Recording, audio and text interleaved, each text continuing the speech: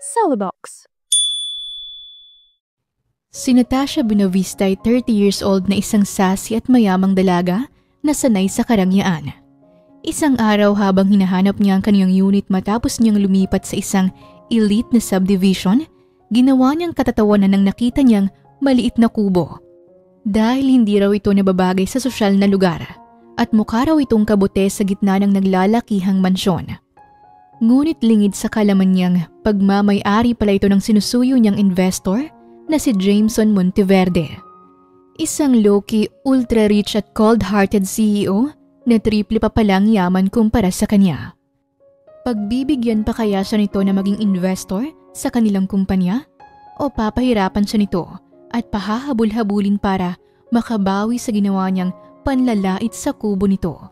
Hanggang saan ang kaya niyang gawin para mapapayag ang binata o susuko na lang siya dahil sa kawalan ng pag-asa na magiging sanhi ng tuluyang pagkalugi ng kanilang inilulunsad na malaking proyekto.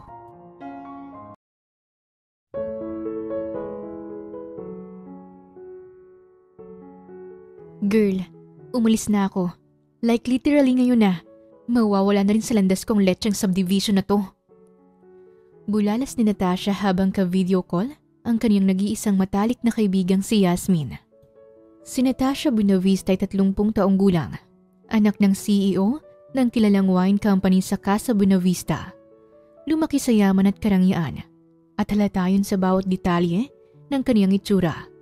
Makinis ang kutis, laging maayos ang postura, may eleganting mga kasuotan at kung ano-anong diamante sa katawan na halatang aabuti ng milyon ang halaga. Ewan ko ba sa'yo, girl? Ba't ngayon ka lang natauhan na umalis dyan sa subdivision na yan eh? Nakakatakot dyan, lalo na't hindi safe ang pamamalakad nila. Katwiran ni Yasmin. Kita niya sa screen na pinagtataasan siya nito ng kilay. Si Yasmin de la Peña ay 30 taong gulang na isang interior designer na sanay sa mundo ng mayayaman. You know me naman, masyado akong busy sa family company namin kaya wala akong time para unahin pa to. Kontra niya. Oo, kilalang kilala talaga kita. Kaya alam kong hindi yan ang rason. Because the truth is, kaya hindi ka makaalis dyan kasi umaasa ka pa rin na babalik yung ex mong bigla kang ginost for almost a year na. At iniisip mo na kung sakaling magpakita yon, dyan ka niya mahahanap. Nalaglag ang panga ni Natasha sa narinig. Habang ang kaibigan niya ay tumatawa sa kabilang linya. See? Hindi ka makasagot kasi tama ako. Sorry to burst your bubble, babe. But it seems like he's not coming back. Malamang, he ghosted you for a reason. Whatever. Napaira pa si Natasha sa kawalan kaya mas lalong lumakas ang pagtawa ni Yasmin. Mainit ang hapon at nasa loob siya ng isang jet black SUV habang nagmamaneho ng sasakyan palabas ng kanyang dating tinitirhan na subdivision dito sa Muntinlupa. Wala siyang kasama sa sasakyan kundi ang dalawa niyang malalaking maleta. Ilang karton na naglalaman ng kanyang mga importanteng gamit. Lalong-lalo na ang kanyang mga luxury bags, shoes at jewelries na hindi pwedeng maiwan. Finally, huling sulyap ko na to sa security guard dito na laging tulog kahit nasa gitna ng duty. Wika ni Natasha pagpalabas ng subdivision matapos niyang makita ang guard na mukhang humihilik pa habang masarap ang tulog sa guardhouse. Tapos yung gate niyo dyan, hindi man lang bumubukas ng buo. As usual, nakakahiya tuloy magdala ng bisita dyan. Dagdag ni Yasmin. Kaya nga konti na lang din talaga mapagkakamalan na tong haunted place. Patay sindi ba naman ang mga lampo sa tuwing dadaan ako sa gabi? Tumawa silang dalawa ng malakas. Nagpatuloy sila sa pag-uusap hanggang sa tuluyan na silang nagpaalam sa isa't isa. Matapos yon, ay mas binilisan na ni Natasha ang pagmamaneho para makarating na kagad roon. Pansin ang excitement sa kanyang mukha habang binabaybay ang kahabaan ng kalsada. Ngayon lang kasi siya lilipat sa isang private village. Ang Raniera Heights, isang high-end subdivision sa Quezon City na puro mga politiko, artista, negosyante, at mga taong may malalaking koneksyon ang nakatira. Makalipas ang 1.5 oras na biyahe, nakarating na rin siya rito. Tumigil ang sasakyan niya sa harap ng napakalaking gate ng subdivision. Dalawang guard ang nakabarong na matyagang nagbabantay dito at may digital scanner pa sila rito na nagche-check ng plaka. Ang mismong gate ay eleganteng bakal na may gold accents. Sa taas nito, may nakaukit na Raniera Heights sa klase na font. Pagkabukas ng gate, muli na niyang pinaandar ang sasakyan, papasok. Tinanggal niya pa ang suot na sunglasses at luminga sa paligid. Malaki ang pinagkaiba nito sa inalisan niyang subdivision. Walang sira ang kalsada. Puro trimmed grass at modern lamppost ang paligid. Lahat ng bahay ay may sariling landscape garden. Ang iba pa ay may fountain.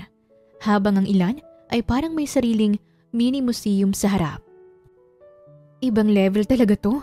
Welcome to an elite life, Natasha. Bulong niya sa sarili. Maya-maya, inihinto niya ang sasakyan sa may gilid ng isang intersection. Nalilito siya kung saan ang Phase 3B.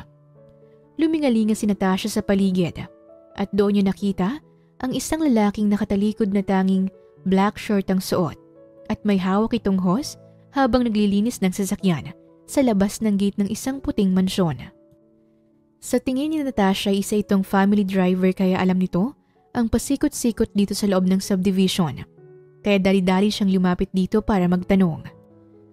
Kuya, excuse me, pwedeng magtanong? Nagtatanong ka na, miss. Tugon nito na hindi man lang siya nilingon.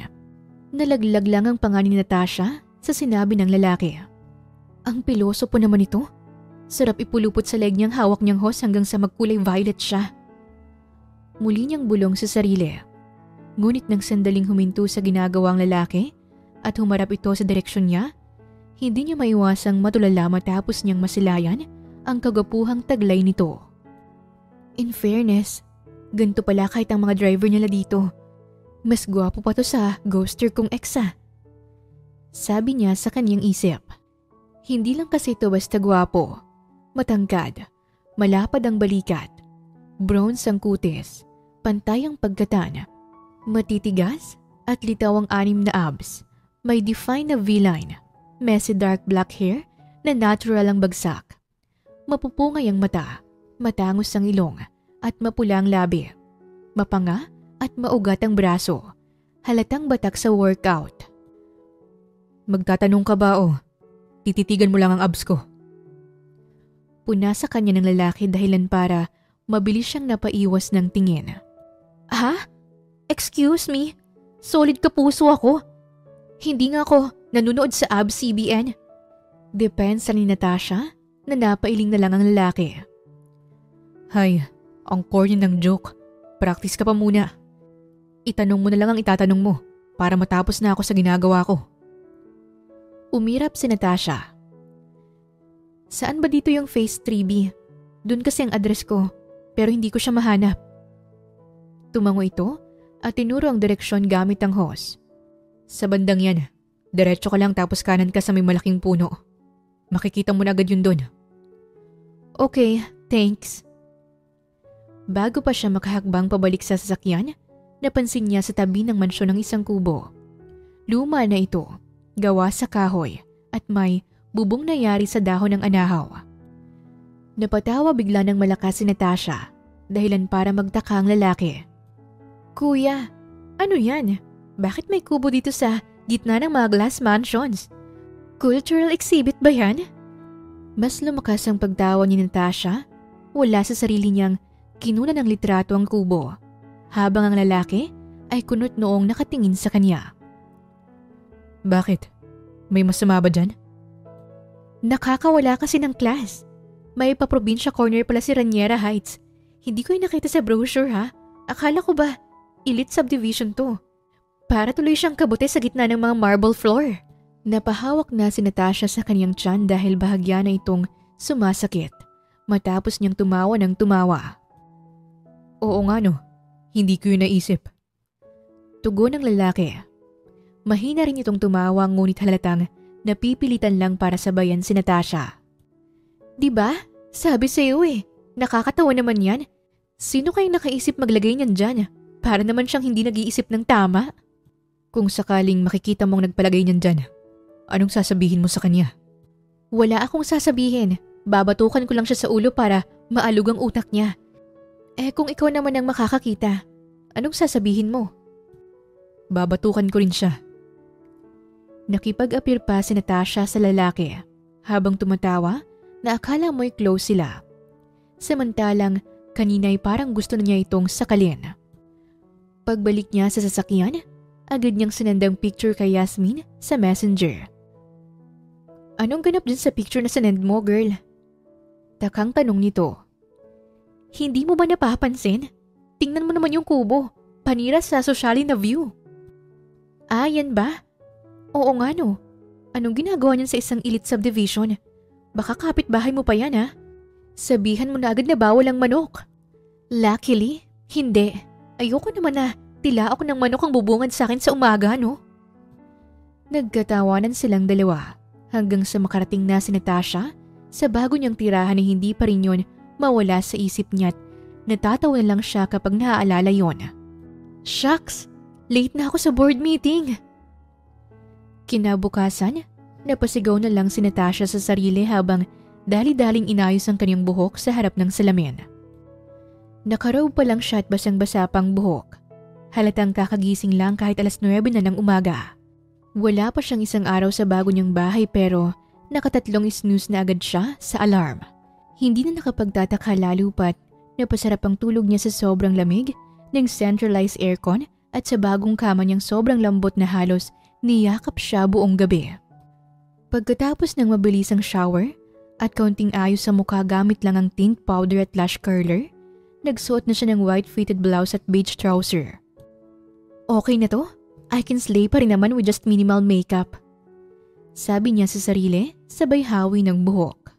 Nagmamadali siyang bumaba at basta-basta na lang hinablot mula sa center table ang bag niya at susi ng sasakyan. Habang hawak sa isang kamay, ang isang cupcake na may kagat na.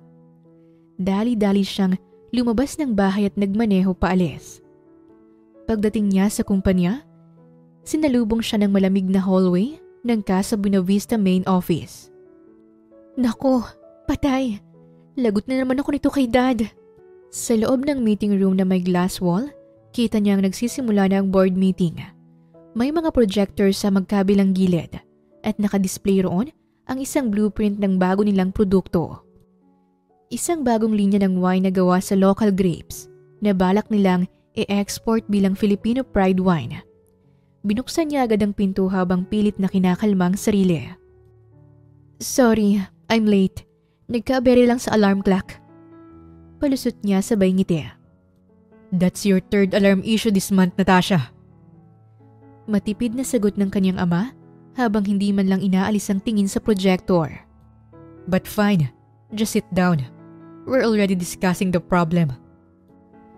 Si Armando Buenavista ay 55 taong gulang. Ang tatay ni Natasha na CEO ng Casa Buenavista. Tumango na lang si Natasha at umupo sa dulo ng conference table. Sa tabi ng kanyang tita Grace, pilit siyang umingiti kahit bahagya siyang kinakabahan. Ramdam niya ang tensyon sa loob ng silid. Sir, based sa latest study, bagsak po sa moisture test yung bagong bottling facility. Kung pipilitin nating gamitin ang planta next quarter, risky masyado. Malalagay sa alanganin ng quality. Singit ni Leo. At kung masuspindi ang operations natin dahil sa failed inspection, lugi tayo ng halos 3 taon. Dagdag ng kanyang tita Grace. Natigilan naman si Natasha habang nakikinig.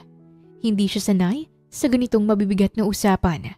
Lagi lang siyang nakatalaga sa branding side, hindi sa mga numbers at construction concern. That's why we need a strong private investor as soon as possible. Someone who won't just invest money, but someone who can help us restructure the facility with their own resources. Kailangan natin ng kakampi para hindi tuluyang mawala ang Vintage Vista project. Natasha. Agad siyang napangat ng tingin sa kaniyang ama nang banggitin ito ang pangalan niya. Yes, Dad. You'll meet him today. Luckily, isa siyang private investor na malapit lang sa tinitirhan mo dahil same subdivision kayo.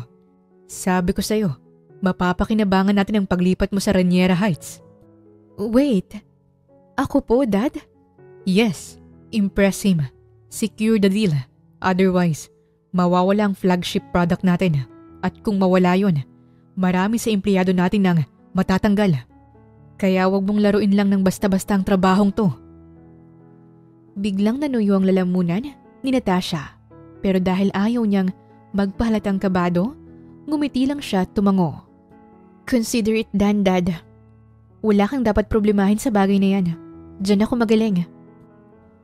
Hindi man sigurado si Natasha sa gagawin, pumayag na lang siya lalo pat gusto niya na maging proud sa kanyang ama. At gusto niyang magtiwala ito sa kanya na balang araw, kaya na niyang patakbuhin ng mag-isa itong kumpanya. Kaya naman kinahapunan, bumalik agad si Natasha sa Raniera Heights dala ang kumpiyansa at itim na folder kung saan naroon ang mga proposal at sample branding concept. Nakasuot pa siya ng designer heels. Pagkaparada niya sa tapat ng address na binigay ng kanyang ama, saglit siyang napaismid. Oh, parang dito ako galing kahapon. Yeah, right. Dito sa tapat ng mansyon na to yung pinagtanungan kong driver kahapon. Naglakad na siya papunta sa tapat ng gate at nag-doorbell na rito. Habang naghihintay, naalala niya bigla ang kubo kaya napalingon siya sa direksyon nito, dahilan para mahina siyang matawa. Tawang-tawa talaga ako sa kubo na to. May ubo talaga sa utak ang... Naputo lang iniisip niya nang biglang bumukas ang gate at lumabas ang isang pamilyar na muka. Ikaw ulit? Kunot noo, natanong ng lalaki nang mamukaan siya nito. Uy, ikaw pala. Nagkita ulit tayo. May kailangan ka ba ulit ngayon? Ah, yes, pero hindi sa'yo. Pwede bang pakitawag yung amo mo? Utos ni Natasha na maotoridad.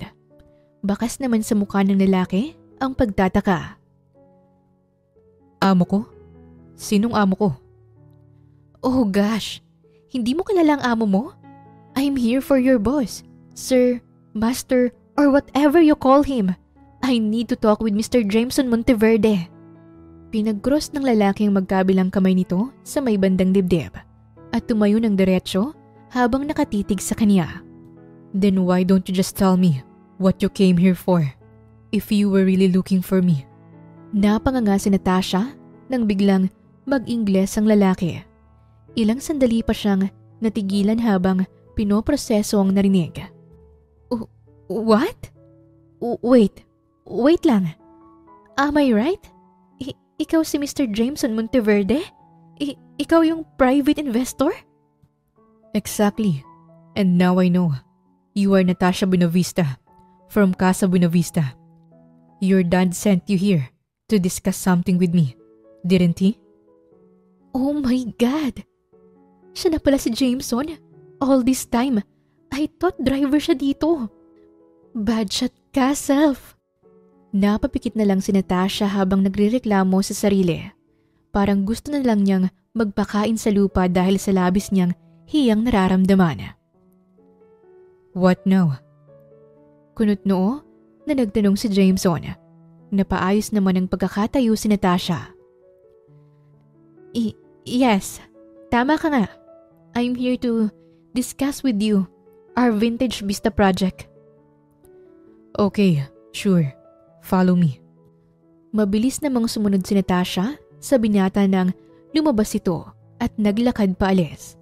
Ngunit laking gulat niya nang huminto ito sa tapat ng kubo.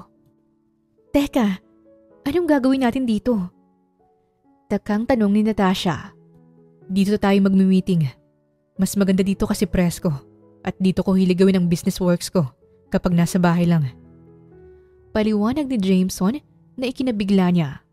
Don't tell me. Sa'yo ang kubo na to. Yes, indeed. Parang binuhusan ng malamig na tubig si Natasha sa kaniyang narinig. Lalo pa nang maalala ang pagtawa niya at mga nasabi niya kahapon. Namula tuloy ang buo niyang mukha dahil mas lalo siyang nakaramdam ng matinding hiya. I remember, sabi mo kahapon, kapag nakaharap mo ang may-ari nito, babatukan mo para maalog ang utak. Now, it's your time to do it. Ngumiti ng nakakaloko si Jameson habang pansin sa ekspresyon nito ang paghahamon. Samantalang pinagpapawisan naman ng malamig si Natasha na hindi na alam ang gagawin. J- Joke lang yun, syempre. Ano ka ba? Mapagbiro lang talaga ako. Awkward na tumawa si Natasha. Makikipag-appear pa sana siya kay Jameson pero hindi nito inangat ang kamay kaya't natigilan siya at mabilis na binawi ang akmang pag-appear sabay umayos ng tayo. Sa kabila nun ay pinilit niya pa ring tumawa para hindi gaanong nakakahiyang ginawa niya. Anyway, pasok na tayo sa loob. Tumalikod na si Jameson matapos na sabihin yon. Nag-aalangan man ay sumunod na rin si Natasha kahit binabalot pa rin siya ng kahihiyan. Umupo ka na lang dito kung saan ka komportable. Kukuha lang ako ng pagkain natin. Nang sabihin ni Jameson ay muli itong lumabas mula sa kubo para bumalik sa mansyon nito. Habang si Natasha naman ay naiwang nakatayo. Nagdadalawang isip kung uupo sa upuan na yari sa pinagtagpi-tagping kawayan. Tama ba talaga si Dad ng piniling private investor? Oh my God! I was expecting na sa fancy restaurant niya ako dadalhin for our meeting. Tapos ngayon, sa kubo ang bagsak? No way! Ni hindi nga bagay ditong designer heels ko. Reklamo ni Natasha habang tinitignan ang paligid. Ngayon lang siya nakapasok ng kubo. Nang tumingin siya sa bubong nito, ay natatakot pa siya nang makita ang mga harang dito na kawayan. Baka kasi bigla itong bumigay at mahulog sa kanya. Mayaman ba talagang Jameson Monteverde na to? For goddamn sake, ang weird niya. My God, Natasha, why didn't you research about him before coming here? I can't believe this. Para na siyang maiiyak habang patuloy na nagrereklamo. Naghalo-halo na ang emosyon niya. Naiiyak, kinakabahan, nahihiya at natatakot. Kung pwede lang himatayin ay ginawa na niya para lang makawala siya sa sitwasyong ito. Pagbalik ni Jameson ay dala na nito ang tray ng pagkain. Maingat itong pumasok sa loob ng kubo, habang si Natasha naman ay nakaupo na. Bagamat halatang hindi komportable, pinipilit niyang hindi ipakita ang pag-aalinlangan, kahit pa ang heels niya ay halos bumaon sa sahig ng kawayan. Here you go, fresh from the garden, cooked by my professional kitchen staff. Inilapag ni Jameson ang tray sa maliit na mesang kahoy. May 2 basong tubig, 1 plato ng kanin at 1 plato ng ulam na puro gulay, ampalaya, okra, talbos ng kamote at hilaw na kamatis na hiniwa lang. Napakurap-kurap si Natasha. Hindi siya agad nakapagsalita. Thank you, I guess. Sumulyap siya sa pagkain. Mukha namang maayos ang pagkakaprepara, pero hindi yun ang issue. Ano to? Gulay overload? Where's the meat? Where's the rice meal with actual flavor? At bakit may hilaw na kamatis? As in, raw talaga? Reklamo niya sa isip. Kumain ka lang. Healthy yan. Perfect for meetings. It keeps your mind sharp. Umupo si Jameson sa harap niya at nagsimulang kumain ng walang kaarte-arte. Tila sanay na sanay ito sa ganitong setup. No wonder why ang ganda ng katawan niya at ang kinis niya. Puro siya healthy foods. Muling pag-uusap ni Natasha sa sarili habang nakatitig sa binatang abala sa pagkain. Habang siya'y hawak-hawak lang ang kutsara at tinidor. Hindi niya malaman kung saan magsisimula. You don't happen to have like juice or water with lemon? Or maybe like a side of chicken? Kahit wings lang. Ngumiti si Jameson. Pero may kutob si Natasha na alam nitong hindi siya komportable. I don't like processed food here and I prefer vegetable than meats. But I can get you a juice. May pineapple juice kami. Freshly squeezed. Yes, pineapple juice sounds perfect. Thank you so much. Tumayo si Jameson at lumakad palabas ng kubo. Pagkalabas pa lang nito, ay mabilis na napatayo si Natasha. I cannot. I just can't eat these vegetables. Daig ko ba dito yung tinorture? Gosh, anong pwede kong gawin? Hindi siya mapakali. Mas lalong hindi niya kayang magpanggap na kumakain ito sa harap ni Jameson. Dahil doon, ay kinuha niya agad ang folder na may proposals at branding layouts. Sinuksok sa bag.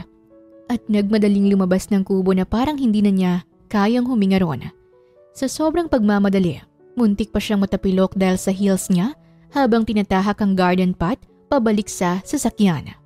No way! No freaking way!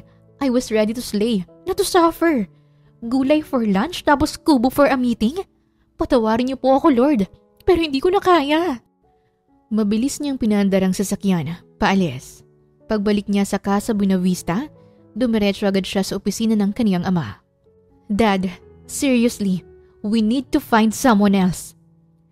Bungad niya na walang pag-atubili.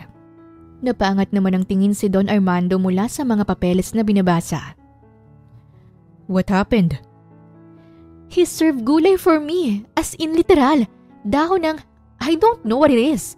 Tapos okra, bitter gourd, and a freaking raw tomato. Dad, I don't even eat those things. So? Walang emosyon na sambit ni Don Armando. So? I came there prepared to present multi-million branding concept. Akala ko pa nga dadalhin niya ako sa isang high-end restaurant. Tapos sa kubo palang bagsak namin. Kubo! Dad! Literal na kubo na very pamprobinsya. Sandaling natahimik ang opisina. Si Don Armando kahit napaseryoso ay napalagay ang isang siko sa mesa at kinuskos ang sintido. Then, because of that, you walked away? I left. Tinakasan ko siya. Kasi naman Dad, hindi ko kayang magpanggap na kainin yun sa harap niya. Lalo na yung ampalaya. Baka masuka pa ako. That's gross and embarrassing. Pagrarason niya dahilan para mapabuntong hininga ang kaniyang ama. Goodness gracious, Natasha. Do you even realize who Jameson Monteverde is? Yes, the guy who served me a vegetables and wanted to hold a board meeting in a bahay kubo. Sarkastiko niyang sagot. Jameson Monteverde is a 35-year-old ultra-rich, high-profile investor. His name alone can raise the valuation of a project. Isang salita mula sa kanya, and you'll have 5 more investors lining up. He's the worth of 10 investors in one. Natigilan si Natasha. Oh, wait. May naalala ko. As in, that Jameson Monteverde? The one who invested in Azucar Wine Co?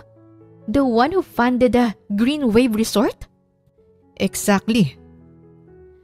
Napaupo si Natasha sa upuan sa harap ng ama. Para siyang binagsakan ng langit at lupa dahil sa nadiskubre. Napasapo na lang tuloy siya sa kaniyang ulo. Oh my God! Ba't ngayon ko lang ito naalala? I can't believe you, Natasha. Tumakas ka lang sa isa sa pinakamahalagang business meeting ng buhay mo. Dahil lang hindi mo nagustuhan ng pagkain at setting? Dad, I didn't know. Kaya nga mahalagang research bago pumasok sa kahit na anong meeting. Natasha, totoong buhay to. Hindi to corporate fairy tale na basta ka na lang pipirmahan ng tseke dahil maganda ka at magaling magsalita. Kailangan mong matutong mag-adjust, makipag-negotiate. Paninirmo ng kaniyang ama dahilan para mapayuko siya. Pakiramdam niya'y na-disappoint niya ito ng matindi. Dad, I'm sorry. Don't apologize to me. Go back there and apologize to him. Fix this. Dahil kung hindi mo kayang gawin yan, baka hindi ka pa talaga handang pamunuan itong pinaghirapan ko. Napakagat na lang si Natasha sa kaniyang ibabang labi. Nangingilid na ang mga luha niya pero hindi niya hinayaan ang sarili na umiyak. I'll fix it. I promise. Pangangako niya. Hindi naman na muling nagsalita ang kaniyang ama. Kinabukasan nang makakuha na siya ng sapat na lakas ng loob, nakaharap na naman siya sa gate ng mansyon ni Jameson. Suot pa rin niya ang corporate wear pero this time ay naka-flat shoes na siya para ready sa kahit anong environment. Go, Natasha. You can do this. Kailangan mo makuha ulit ang tiwala ng dad mo. Hindi ka pwedeng mag-fail this time. Pagpapalakas niya ng loob sa sarili. Nag-doorbell na siya at ilang sandali lang ay bumukas ang gate at tumambad sa kaniyang isang kasambahay. Sino po kayo, ma'am? Inosenteng tanong sa kanya ng kasambahay. Hello po, I'm Natasha Buenavista. I'm here for Mr. Jameson Monteverde. Pwede ba siyang makausap? Ma'am Natasha, sabi po ni Sir, hindi siya tumatanggap ng bisita ngayon. Lalo na raw po ikaw. Ha? Bakit naman po? Sabi ni Sir Jameson, sinayang mo na raw po ang oras niya. Hindi na raw niya kailangang pakinggan ang proposal ng isang taong hindi marunong rumispeto sa oras at espasyo ng iba. Para siyang binuhusan ng malamig na tubig. Ilang sandali na tumayo roon si Natasha sa harap ng gate na hindi alam ang sasabihin. Habang unti-unting bumabalik sa isip niya ang mga inasal niya kahapon. Isa lang ang tumatak sa utak niya. I messed up. Big time. Bumulong siya sa sarili bago muling nag-angat ng tingin sa kasambahay. Baka naman po pwedeng makipakiusapan si Mr. Jameson. Just one last chance. Promise, hindi ko na to sasayangin. Ma'am, sabi ni Sir, kapag nangulit daw po kayo, pakawalan ko raw sa pagkakatali yung malaki naming alagang aso para ipahabol ka. No. Just please, no. Sabi ko nga aalis na lang ako. Mabilis na kumaripas ng takbo si Natasha pabalik sa kaniyang tirahan, lalo pa nang marinig niyang pagtahol ng aso. Natataranta pa siyang nilakang gate para lang makasigurado. Napasalampak na lang si Natasha sa sofa, na pawis. Ano nang gagawin ko? Hindi ko kayang harapin si Dad na wala akong dalang good news. I need to do something. Problemado siya habang nakatingin sa kawalan. Gustuhin man niyang bumalik sa bahay ni Jameson para makausap ito, ayaw naman niyang maging hapunan ng alaga nitong aso.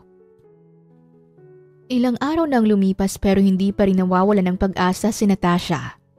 Araw-araw siyang pumupunta sa mansyon ni Jameson. Minsan, may dalang kape para pang peace offering.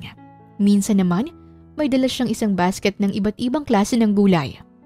Kulang na nga lang, ipatarpaulin niya ang apology message niya.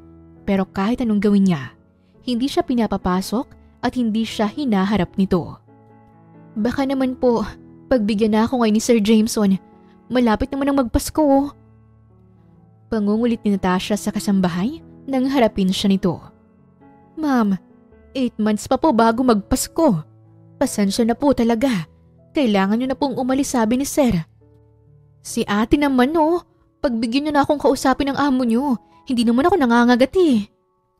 Patuloy niya sa pangungulit. Pasensya na po talaga, ma'am. Pero kailangan niyo na pong umalis. Sabi ni Sir kapag hindi kita napaalis, ako ang sisisantihin niya sa trabaho. Maawa po kayo, ma'am. May 2 anak po akong pinapaaral. Hindi ako pwedeng mawala ng trabaho. Natahimik si Natasha nang marinig niya ang pagmamakaawa ng kasambahay. Dahil doon, ay sunod-sunod siyang napatango. Sige po, alis na ako. Pasensya na po talaga. Desperada man siya, ayaw niyang madamay ang ibang tao sa bagay na siya naman ang may gawa kung bakit ito nangyari. Kaya umalis siyang bigo. Ngunit isang beses, nasaktuhan niyang nasa labas ng mansyon si Jameson. Pero, Sir Jameson, please, kausapin niyo na po ako. Mabilis niyang hinabol ang binata at nahawakan niya ito sa may braso, kaya natigil ito sa akmang pagpasok sa gate. Napayuko naman ang binata sa kamay niyang nakakapit dito. I'm not interested in having a conversation with you. Mapaklang sabi nito. Nang alisin ng binata ang kamay niya, mabilis niya itong hinawakan ulit para pigilan. Ngunit huli na nang mapagtanto niyang humarap pala sa kanyang binata. Dahilan para sa dibdib siya nito na pahawak. Nanlaki ang mga mata ng Natasha sa gulat. Nang umangat siya ng tingin kay Jameson, nakatitig ito sa kanya kaya dali-dali siyang umatras at umayos ng tayo. Sige na po, Sir Jameson. I'm really sorry for what happened last time. Nagka-emergency lang ako noon kaya kinailangan kong umalis without an explanation. Please, sir, just give me one last chance to discuss with you our project. Pagmamakaawa ni Natasha. Nagsinungaling pa siya para lang magbakasakali na pagbibigyan nito. No is a no, Natasha. Hindi na ako interesado. Okay? Sige na po, sir. Kahit 15 minutes or 10, I'll make the most out of it. Kapag hindi ka pa umalis, ipapahabol kita sa aso ko. I'm dead serious. Hindi ako nagbibiro. Pananakot nito dahilan para kabahan siya ng husto. Ngunit hindi pa rin siya nawala ng pag-asa. Sir, please, give me a second chance. Aling Marta, pakilabas nga sa kulungan si Bruno. Sigaw ni Jameson. Nang marinig yon ng aso, tumatahol-tahol pa ito. Sabi ko nga uuwi na ako. Baka kumukulong na pala yung sinaing ko. Palusot ni Natasha kahit na ang totoo'y wala naman siyang sinaing. Tumakbo na siya ulit papunta sa bahay niya. Naiwan naman si Jameson na napapailing at pasimpleng natatawa. This woman, I like her persistence, but it's not enough for me to give her another chance. Bulong nito sa sarili bago tuluyang pumasok ng gate. Sa ikapitong araw ng pabalik-balik ni Natasha, dala-dala na niya ang kaniyang pride, pagod at isang box ng baked sushi na siya mismo ang gumawa. Pero bigo pa rin siya sa pagkakataong ito. Kaya nang hindi na niya alam kung ano pa ang pwede niyang gawin, dumiretso na siya sa opisina ng kaniyang ama para humingi na ng tulong mula rito. Kahit sinabi niya sa sariling ayaw niya itong harapin, nang walang dalang good news, naglakas loob pa rin siya. Dad, can I talk to... Pagpasok niya sa opisina ni Don Armando, hindi niya natapos ang sasabihin ng bumungad sa kanya si Ismael, ang anak ng long-time business partner ng kanilang pamilya. Kasalukuyan itong palabas na rin mula sa opisina ng kaniyang ama. Nagulat pa siya nang makita ito. Ismael? Hi babe, long time no see. Akma sana siya nitong bebesohan. Ngunit kaagad siyang umilag. Ew, babe mong mukha mo. Bulong niya sa sarili. Si Ismael ay 33 years old. Maitim ang balat. May mataas na halos 6 feet. Lean pero batak ang katawan. May mahabang buhok na naka-ponytail. May tattoo sa leeg at braso. At mapupungay pero mapangahas ang mga mata. Free ka ba mamaya? Tanong nito sa kanya na hindi naman siya nagdalawang isip na umiling agad. No, as you know, we're working on a really big project, so I have no time for fun. Alright, kapag hindi ka na busy, tsaka na lang ako mangungulit sa'yo. Kinindatan pa siya nito at nakakalokong nginitian. Nagpatuloy na rin ito sa paglalakad, palabas, at hindi na muling lumingon pa. Nang maisara na nito ang pinto, napairap na lang siya sa kawalan bago humarap sa kaniyang ama at lumapit dito. Dad, anong ginagawa ng Ismael na yun dito? Hindi agad sumagot si Don Armando. Tahimik nitong isnara ang folder at saka siya tiningnan nang maupo na siya sa harap ng desk nito. He came here for business and possibly marriage. Nalaglag ang panga ni Natasha sa kaniyang narinig. I'm sorry? What again? If you still can't win Jameson Monteverde over to partner with us, kailangan nating i-consider ang isa pang option. At ano pong option na yan, Dad? Nag-alok ang ama ni Ismael na mag-i-invest sila ng doble pa sa kayang i-invest ni Jameson, kapalit ng mas matibay na ugnayan sa pagitan ng pamilya natin sa kanila. As in, true marriage? And worst? Sa akin? Yes. Dad, no way. Alam mo naman po kung anong klaseng tao si Ismael, hindi ba? Napasigaw na lang si Natasha. Hindi tanggap ang mga natuklasan. Well, he's the only option left if mabigo kang makuha si Jameson. Alam mo yan. Tumayo si Natasha. Halatang naiinis na. That man is a walking red flag. May criminal record yon. Nasa balita siya noon, remember? Yung assault case niya sa isang waitress sa Alabang? At yung driving under the influence of drugs and alcohol incident. 2 pa lang po yun sa mahigit 5 kaso niya. Gusto mo ba talagang ipakasal ako sa isang kriminal? My goodness! Wala siyang conviction. Kasi mayaman siya. He has connections. Binabuyout ang hustisya. Dad, hindi ibig sabihin doon, hindi na siya guilty. Natahimik si Don Armando. Ayokong ipakasal sa lalaking yon. Kahit sabihin mong masalba niya pa ang buong kumpanya. Lumapit siya sa harap ng desk ng kanyang ama. Kitang-kita ang frustration sa kaniyang muka. Bigyan mo lang ako ng sapat na panahon, Dad. I'll find a way to fix this issue with Jameson. Wag lang akong ikasal sa pasneya na yon. You already tried. For days. Hindi mo nga man lang makausap ang lalaking yun ng maayos. Hindi po ibig sabihin na nagsusuko na ako. Just give me more time. I don't care if I have to stand outside the mansion every single day. I don't care kung ilang gulay pang kailangan kong kainin. Just please, Dad. Don't let me marry someone I don't even respect. Lalong-lalo na si Ismael. Huminga ng malalim si Don Armando. Alright, I'll give you time. But don't take too long. Our company's bleeding. At kung hindi mo maibalik ang tiwala ni Jameson, I will. Agad siyang sumabat. Buo ang loob. I'll do everything it takes. You better. Tahimik na tumango si Natasha. Sa wakas, may pangalawang pagkakataon siya. At kahit ano pang gawin ni Jameson, kahit pa pakawalan nito ang buong zoo, handa na siyang harapin ito. Alam kong mahirap ang kailangan mong gawin at isakripisyo, Natasha. Pero ito lang ang nakikita kong paraan para sa kapakanan ng kumpanya. At alam kong maiintindihan mo rin ito balang araw dahil para sa iyo rin ang ginagawa ko para sa kinabukasan mo. Sambit ng kanyang ama sa isip nito habang sinusundan siya ng tingin sa bawat hakbang niya palabas ng opisina. Nang tuloy na siyang makalabas, diretsong bumalik si Natasha sa sariling opisina. Basta lang niya ibinagsak ang sariling swivel chair.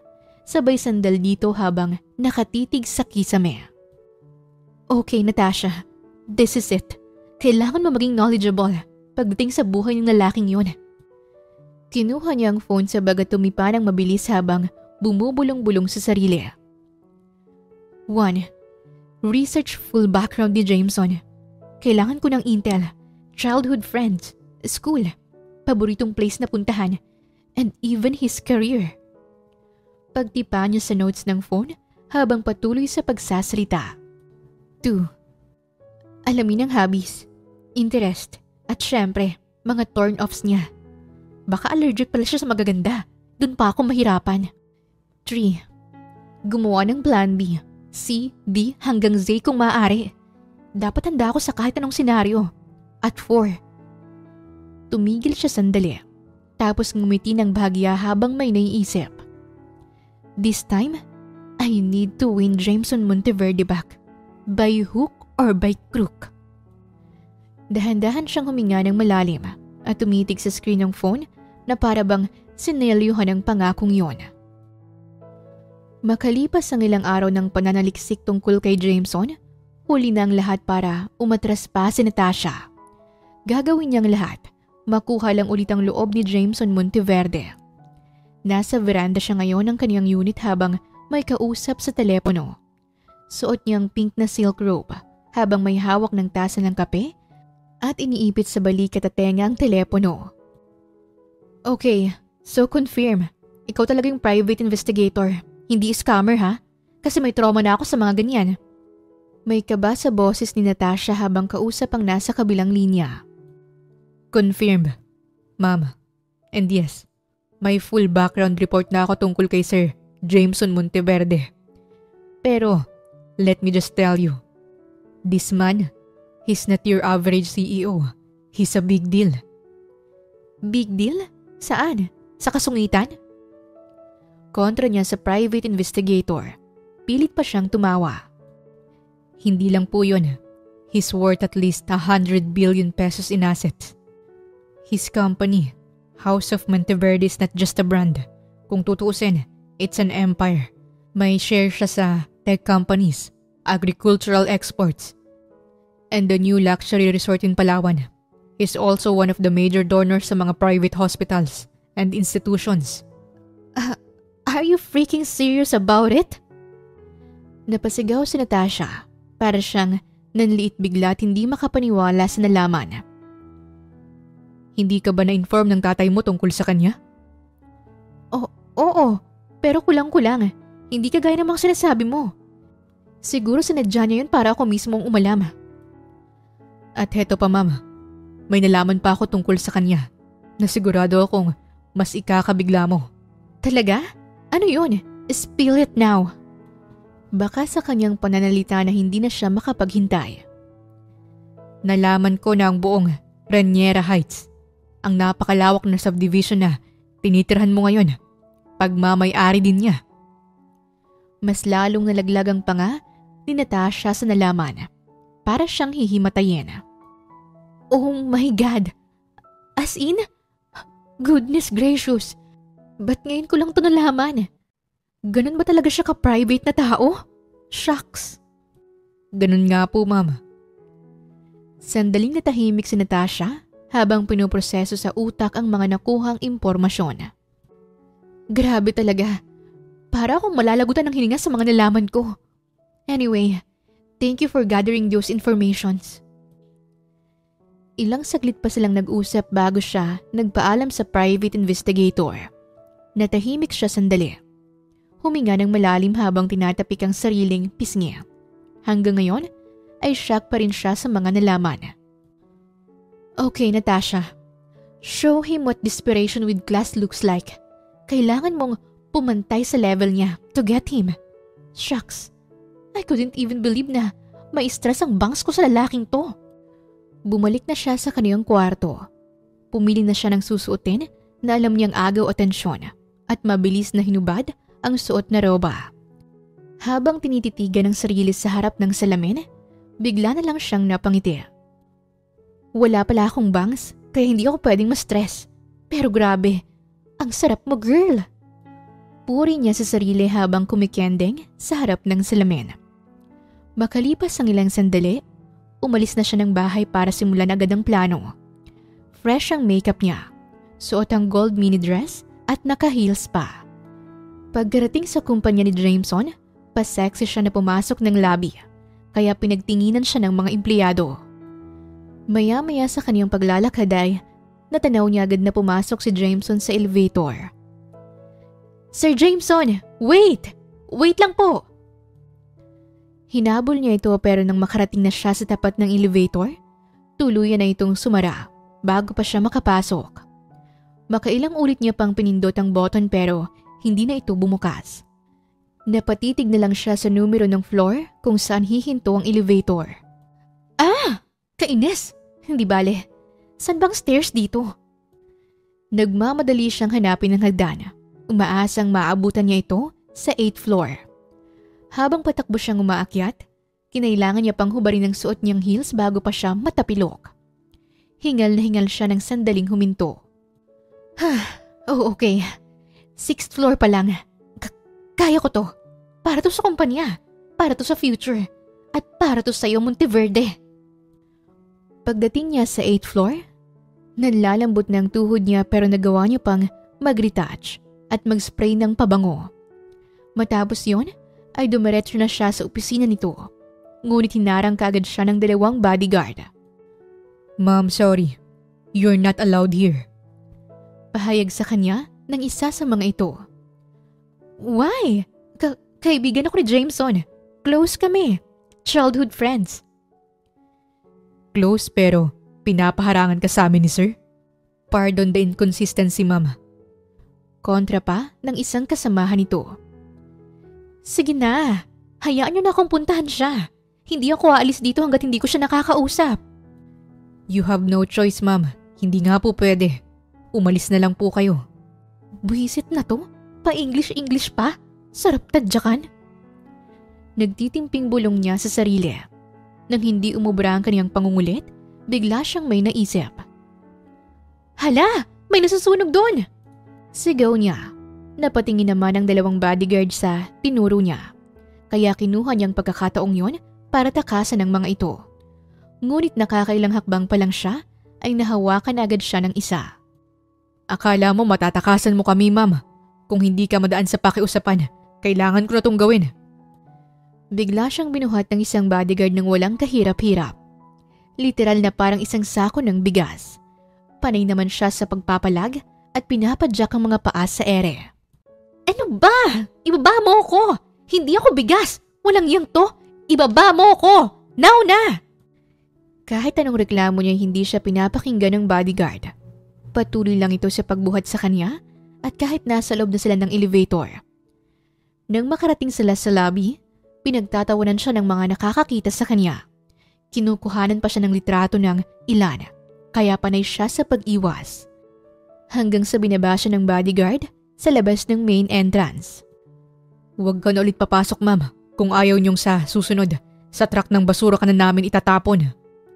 Banta sa kanya ng bodyguard na kasama ng bumuhat sa kanya. Matapos yon, ay iniwan na siya ng mga ito sa labas. Buwisit kayo! Ang ganda-ganda ng ayos ko tapos bubuhatin niyo lang ako na parang isang basura? Kainis! Dali-dali siyang pumasok ng sasakyan at inayos ang sarili. Gulo-gulo na ang buhok niya at wala na sa ayos ang suot niyang dress. Nang bumalik sa isipan niya ang mga nangyari, napapikit na lang siya at napasigaw. Kainis! It's freaking unacceptable! Yung dignidad ko, walang-wala na. I'm wearing a $500,000 gown. Tapos bubuhatin lang ako nila ng ganun? So embarrassing! Dahil sa nangyari, mabilis siyang umuwi ng bahay para magpalamig ng ulo.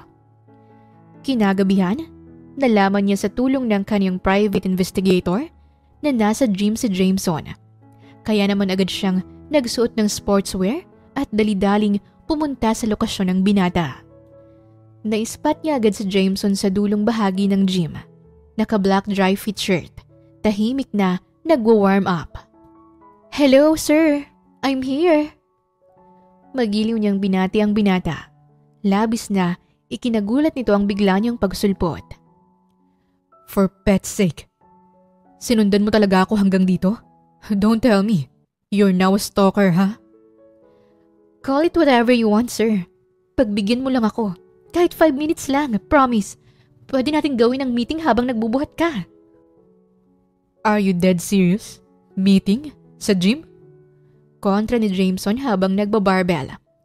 "Why not, Coconut? Ikaw nga gusto mo sa kubo. Hindi ako kumontra. Right? Mabilis lang to. Sige na." "Hindi ako tumatanggap ng business proposal habang pawisan ako." Hindi man lang siya tiningnan ni Jameson. Relax lang ito. Parang walang paki sa babaeng katabi niya na halos magpakaklaon para lang makausap siya. "Di, ako ang magpupunas sa'yo. Yun lang pala eh." Dali-dali siyang lumapit sa binata at pinunasan ito sa pisngi, sa may baba at sa may leeg. "Stay away from me. Hindi ko kailangan ng tagapunas." Pilit inilalayo ni Jameson ang kaniyang ulo kaya panay habol naman si Natasha. Nang ma-out of balance siya, bigla niyang naipulupot ang magkabila niyang kamay sa batok ni Jameson, dahilan para maglapit ang kanilang mga muka. Nanlaki ang mga mata ni Natasha sa pagkabigla, habang si Jameson ay diretso lang ang tingin sa mga mata niya. Parehong mabilis ang kanilang paghinga sa mga sandaling ito.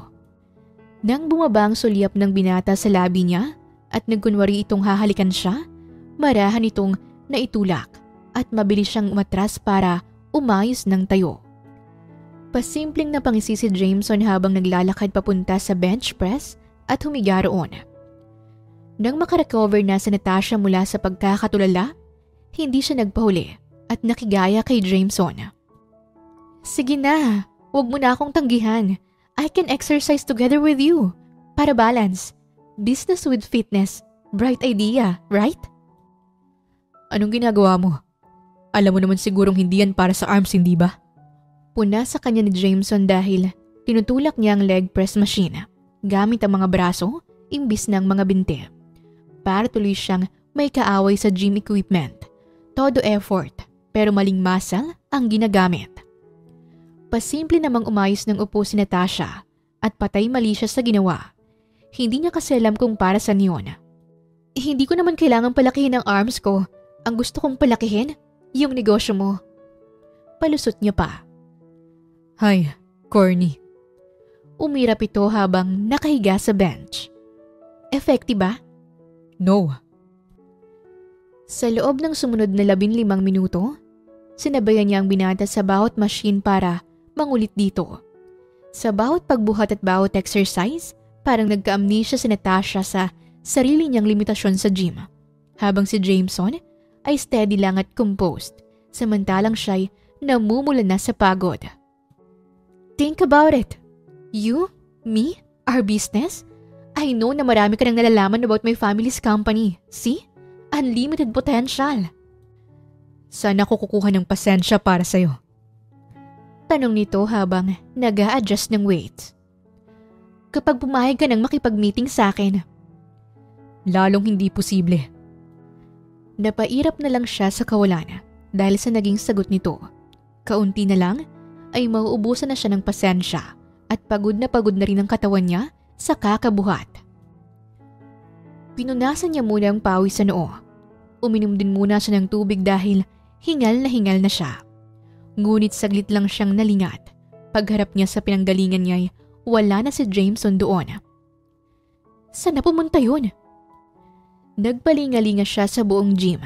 Paikot-ikot na parang nawala ng kasamang bata sa palengke. Seriously? Tinakas na rin ako ng lalaking yun? Ano to? Gantihan?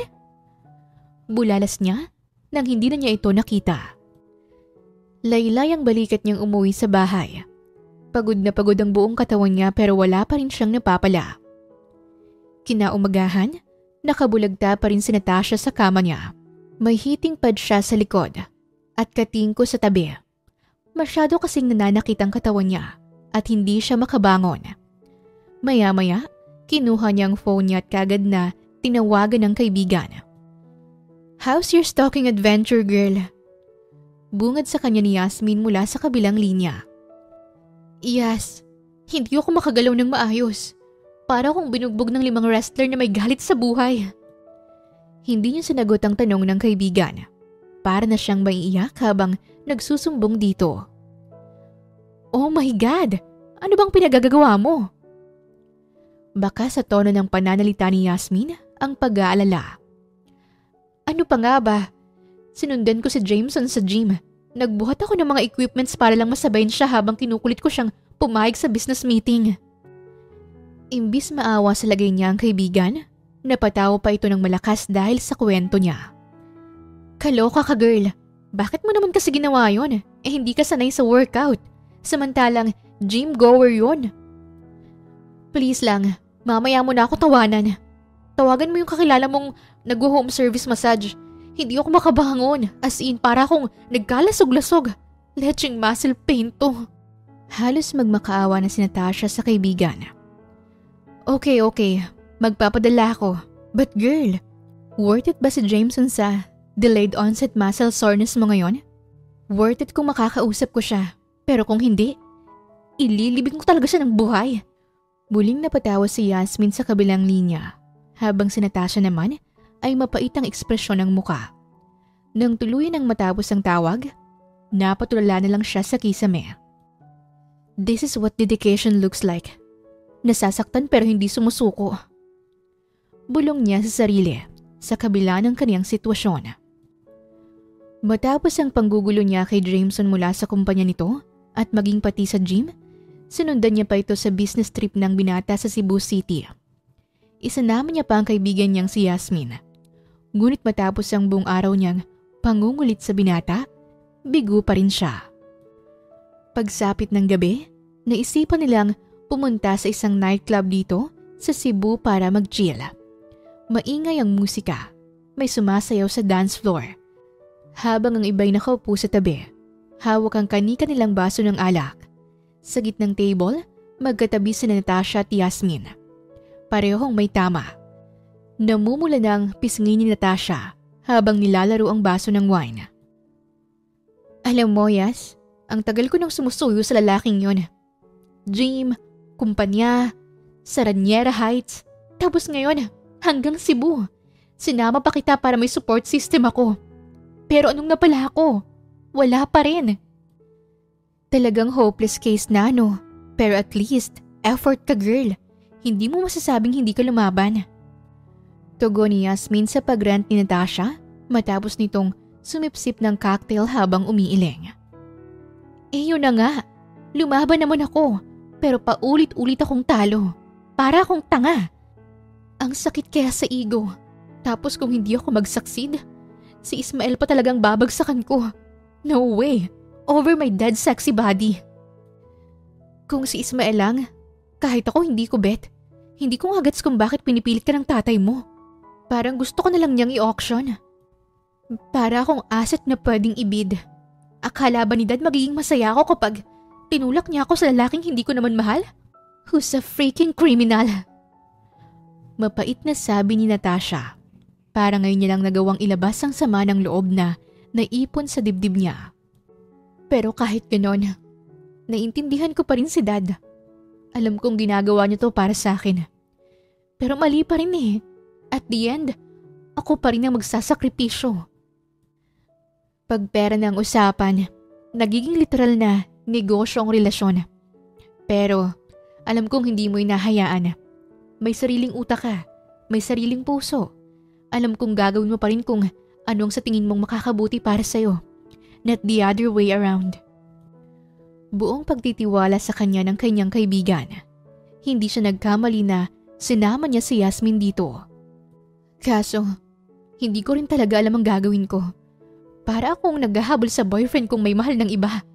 Ang hirap suyuin ni Jameson. Alam mo, we're here para mag-chill. Mabuti pa, isantabi mo muna yung isipan mo and let's dance your problem away. Bigla siyang hinila ni Yasmin papunta sa dance floor. Ayaw naman niyang maging killjoy kaya sinabayan niya ang kaibigan sa pagsayaw. Dahil doon ay parang mas lalo siyang nalasing. Sa gitna ng pagsasayaw, biglang napahinto si Yasmin. Nanlalaki ang mga mata nito sa nakita. Hala, speaking of, nandito siya. Ha? Sinong siya? Napakunot noo si Natasha. Sumipol naman si Yasmin at may tinuro sa isang sulok gamit ang nguso. Si Jameson! Ayun sa sulok ko, wala siyang kasama at mukhang bored. Wala yatang kadate. Dahan-dahang lumingon si Natasha.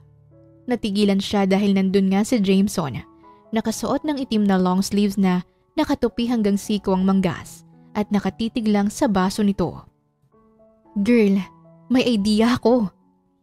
Ha? Anong idea? Pagtataka niya habang hinihila ulit siya ni Yasmin paalis sa crowd pabalik sa kanilang table para mabawasan ng bahagyang ingay mula sa musika. What if lasingin mo si Jameson, tapos seduce him? Kunwari casual lang, tapos ilabas mo na yung kontrata. Boom! Pipirma yun. It's time to show him your flirty side. Bulong sa kanya ni Yasmin. Napangiti naman si Natasha habang hindi inaalis ang tingin kay Jameson. Hindi ba parang over-move yun?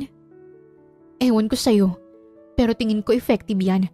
Lalo na kapag may influence ng alcohol. Alam kong attracted din naman siya sa'yo. Kung ayaw niya talagang madaan sa maayos na usapan, edi idaan sa masarap na paraan, hindi ba? Paliwanag ng kaniyang kaibigan dahilan para tumango-tango siya na may pilyang ngiti sa labi. May point ka.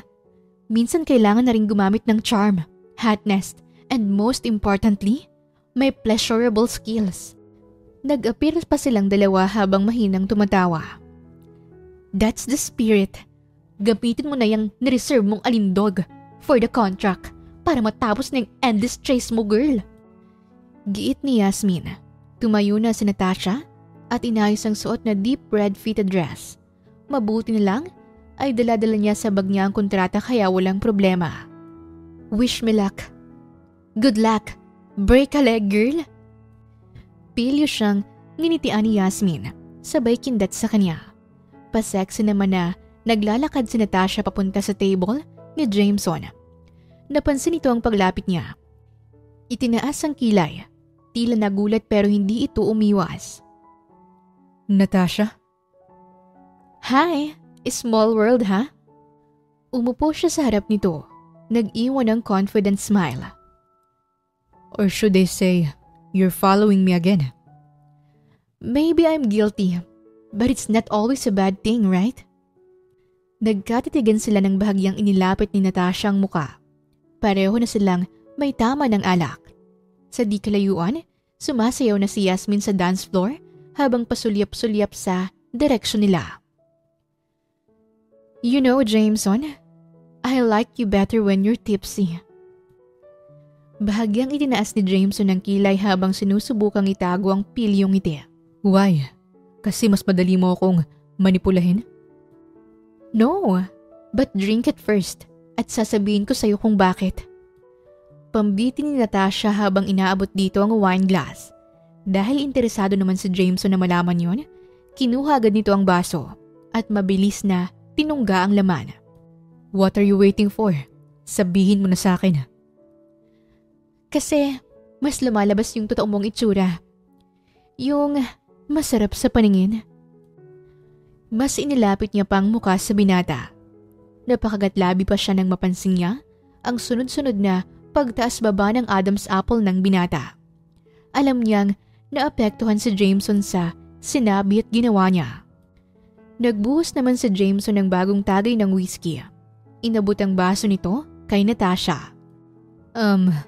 Kung gusto mo ng masarap, may iba akong naiisip that I know you will love the most.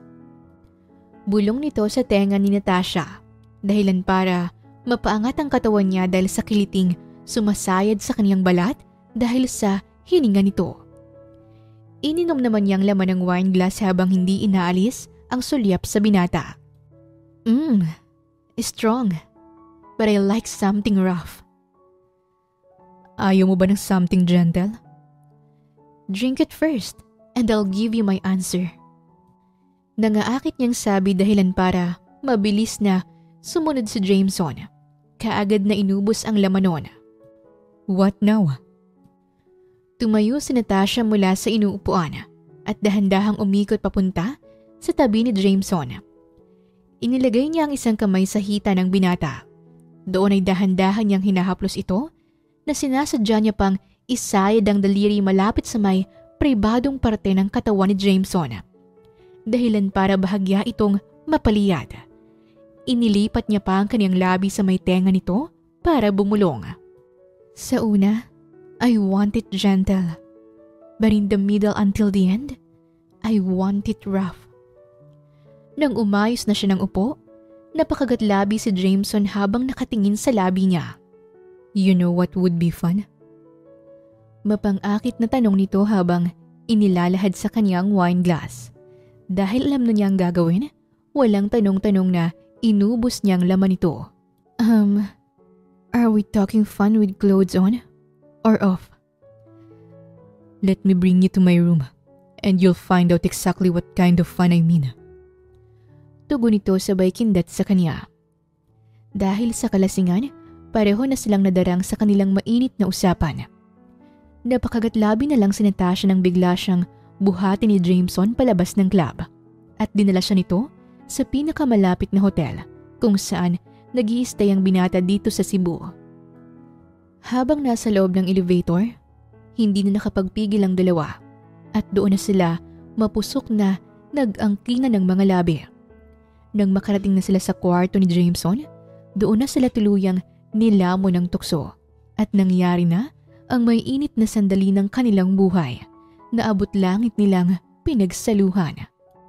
Kinaumagahan, unti-unting iminulat ni Natasha ang kaniyang mga mata nang maramdaman niyang isang braso na nakapulupot sa kaniyang bewang. Shucks! Anong ginagawa ko dito with him? Nanlalaki ang mga mata niya sa gulat. Mabilis siyang napabalikwas mula sa pagkakahiga. Nang makita niyang sariling katawan na wala ni kahit anong saplot, napasigaw siya at agad niya itong tinakpan ng kumot. May nangyari sa aming dalawa? For God's sake! May nangyari sa amin? Oh no! Wala akong maalala. Am I dreaming? Sinampal niya ang sariling mukha para lang magising kung nananaginip lang siya. Ngunit nasaktan lang siya sa ginawa, sabay tingin sa paligid. Hindi ito pamilyar sa kanya. Nilingon niya ulit si Jameson na nakatihaya at mahimbing pa ring natutulog. Magulo ang buhok nito at bahagyang nakabukas ang labi. Nang makita niyang hubot-hubad din ito, kaagad niya ring tinakpan ng kumot ang katawan nito. Takot at kabang nangingibabaw sa ekspresyon niya. Nanginginig ang kamay niyang marahan na tinapik ang binata sa balikat. Jameson! Hey! Gising! Umungo lang ito at bahagyang tumagilid. Jameson, seryoso! Gumising ka na! Anong ginawa mo sa akin kagabi? Paano ko napunta dito? Sa wakas ay dumilat na ang binata. Nag-unat ito at napangiti ng kaunti nang makita siya. You're still here. Of course, I'm still here. Answer me honestly. May nangyari ba sa atin kagabi? Umupo na si Jameson at humugot ng malalim na buntong hininga habang pinagmamasdan siya. I think the hangover says yes. As in talaga? Hindi ba to prank or may ginawa ka lang sa akin? Umawang ang bibig ni Jameson dahil sa sinabi niya. Ako pa talaga ha. FYI, you're the one who seduced me first. I was planning to be gentle pa nga last night eh. But you begged me for something rough. Namula ang pisngi ni Natasha. Hindi niya alam kung matatawa, mahihiya, o iuuntog ang ulo niya para maalala ang mga nangyari. You must be kidding me. Bakit ako pumayag? Bakit ko to ginawa? What was I thinking? Wala ka ba talagang maalala? Kasi ako, I can still remember the way you moaned my... Stop it! Kung totoo man yan, huwag mo nang ipaalala. Nakakahiya! Mabilis niyang tinakpan ang bibig ni Jameson para pigilan pa ang gustong sabihin nito. Natawa na lang ang binata sa naging reaksyon niya. Bakit hindi mo i-check ang sarili mo para malaman mo kung totoo nga ba talagang sinasabi ko? Oo na, gagawin ko yon. Pero pwede ba? Magbihis ka muna.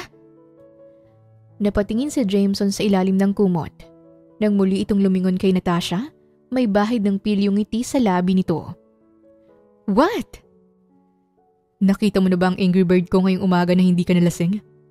Nang maalala ni Natasha ang itsura ng tinutukoy nitong Angry Bird, pakiramdam niya ay muling namula ang buo niyang muka. Kadiri ka! Kapag hindi ka pa nagbihis, tatadyakan ko yung Angry Bird mo para maging sad bird na yan. Natatawa naman si Jameson habang kinukuha sa sahigang boxer brief para suotin yon. Kaagad namang umiwas ng tingin si Natasha na para bang hindi pa niya yon nakita. Nang matapos na si Jameson magbihis, ginawa niya namang tuwali ang kumot at dali-dali siyang pumunta sa banyo. Bit-bit ang kanyang suot na dress kagabi na napulot niya rin sa sahig. Habang nasa banyo, hindi niya maiwasang mapaisip. Si Jameson ba talaga to? Bakit parang ibang-iba siya ngayon? Hindi na siya tipid magsalita. Nagjo-joke pa siya at tumatawa. Tapos bigla pa siyang bumait sa akin. Totoo ba to? Is it a good or bad thing? I don't even know. Napakamot na lang siya sa ulo. Hindi niya namalayan na bahagya na pala siyang nakangiti. Ngunit kagad din yung nawala. Ang alam ko lang, totoo ngang may nangyari sa amin. So, what does it mean? Bumait siya dahil lang naangkin niya ako kagabi? Buisit, katawan ko lang palang solusyon kung tama ang kutob ko. Matapos yon, ay nagdesisyon na siyang lumabas mula sa banyo. What's your next plan? Matapos ang nangyari sa atin kagabi. Diretso niyang tanong kay Jameson pagkabalik niya sa tabi ng kama. Another round? Maybe 1 or 2. Pero this time, what if itry naman natin sa iba't ibang location? Sa sink, sa sofa, sa terrace, sa... Hindi nito natapos ang sasabihin. Matapos niya itong batuhin ng unan. Tawa naman ang tawa si Jameson nang pandilatan niya ito ng mata. Seryoso nga kasi. That's why I want to make you a deal. Natigilan siya.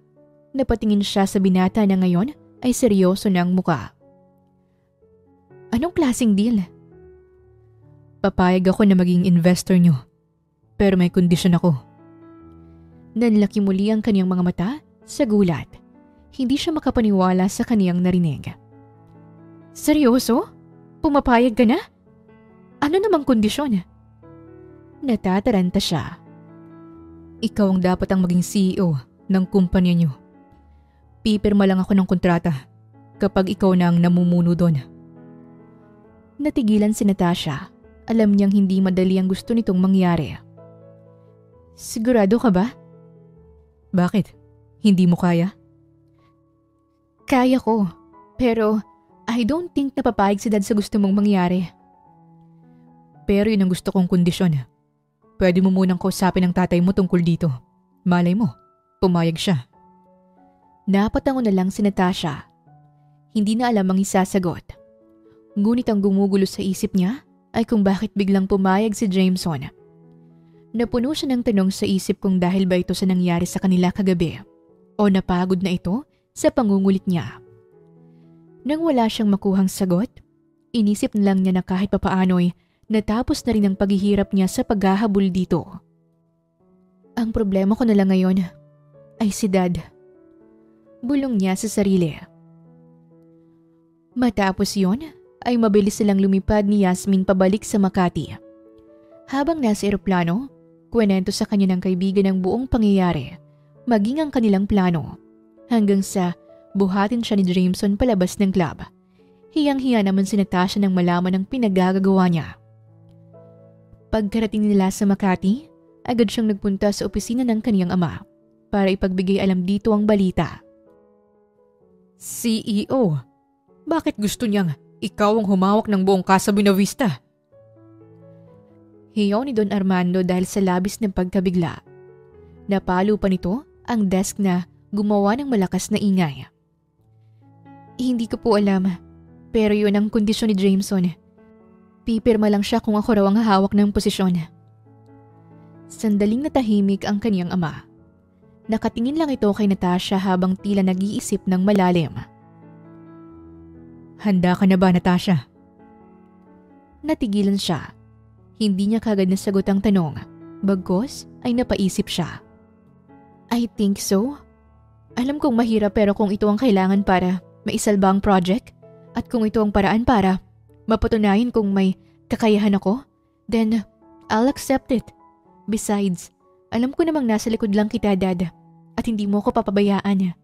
Pero, desisyon mo pa rin ang masusunod. Kung ibibigay mo man sa akin ang posisyon o hindi, I'll respect your decision.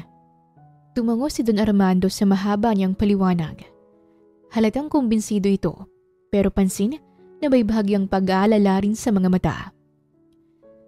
Sige, sabihin mo kay Jameson na umapayag na ako. Let's also prepare for the press conference. Napanganga na lang si Natasha sa naging desisyon ng kaniyang ama. Halatang hindi niya inaasahan ang pagsang-ayon nito. Wait, are you serious, Dad? Gaya ng sabi mo, para rin ito sa kumpanya natin. Mapupunta rin naman sa iyong kumpanya balang araw. Yun nga lang ay mapapaaga ngayon. But it doesn't change the fact of my purpose, which is that it's for your own good and your future. Ilang araw ang lumipas. Naging laman ng balita sa business world ang kumakalat na rumors na may bagong uupo bilang CEO sa Casa Buenavista at may mangyayaring malaki at pangmalakasang partnership. Hanggang sa matutuldukan na nga ang mga kumakalat na balita nang dumating na ang araw ng press conference na ginanap sa loob mismo ng Casa Buenavista, main building. Magkatabing nakaupo sa harap ng media sina Natasha at Jameson. Sa likod na mangiti ni Natasha, hindi may kakailangang kaba niya. Bagaman bihasa siya sa business meetings and presentations, iba ang pressure ng araw na ito. Natasha is ready. I've seen her work ethic, her drive. It's her time to be the newest CEO of Casa Buenavista. Maya-may anunsyo ni Don Armando. Palakpakan, walang tigil na flash ng mga kamera. Mga mata ng reporters, lahat ay nakatutok sa kanila. The partnership between Casa Buenavista and Jameson Monteverde, the visionary and well-respected owner of House of Monteverde, is a testament to a promising beginning. Patuloy ng tatay ni Natasha. Sa mga sumunod na araw, sinimula na nila ang panibagong plano para sa kanilang proyekto. Hindi pa rin ako makapaniwala na dahil sa'yo, nakuha ko ang posisyon na to. Singit ni Natasha isang araw sa gitna ng kanilang pagpaplano. And I still can't believe you seduced me into it. Hoy, anong seduce ka dyan? It's a different side of the story. Pero ito, pakana mo lahat ng to. Nagtawanan sila, pero agad ding natahimik. Nagkatitigan ng ilang segundo't binalot sila ng katahimikan. I'm looking forward to working with you more, Natasha. Seriously. Basag ng binata sa namumuong katahimikan. Same, but just a piece of reminder. Inilapit niya ang kanyang ulo sa may tenga ng binata at marahang bumulong. You better not underestimate your CEO.